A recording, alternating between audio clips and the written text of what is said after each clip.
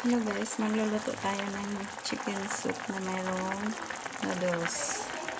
So, ang ginamit kong noodles dyan ay pang pasta pero pwede na yan. So, ngayon guys, andyan na yung ginisak na yung bawang sibuyas, luya. Lagi may luya guys kasi Chinese yung kakain. Tapos yung chicken, nagisa na rin, chicken breast yan. Tapos, sinabawan na. Tapos, malambot na yung noodles, guys. So, time to add for the veggies. So, ito yung red capsicum at yung laurel. Laurel lagi, guys, kasi pampababa ng blood sugar. Tapos, ilagay na rin natin ang beans. Ayan. Bagy beans at saka yung leeks. Leeks yung malalaking sibuyas. Hiwain nyo na lang. Tapos, lagyan na natin ng panimpla guys. Itong magic sarap. Konti lang.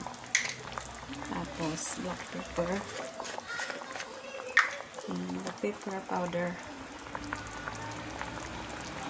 Tapos, konting asin.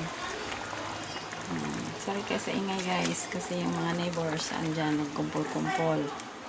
Dahil alas 3 ng hapon. Time for merienda. Kaya pahinga sila dyan. Maingay sila. So, ilagay na natin ang milk. So, ang ginamit ko ay fresh milk. Ayan. Fresh milk ng Nestle. Damihan natin. Kasi wala nang baby dito. So, sayang lang kung gatas na to. Kung mapanis.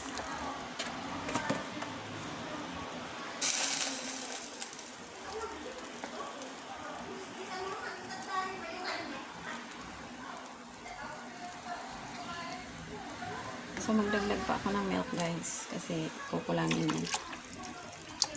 I-absorb ng pasta yan. So, maingay pa si Lorna sa akin guys. Neighbor namin yan. Nagpapahinga. So, yan lang guys. Tapos, pakuluin ko lang ng konti.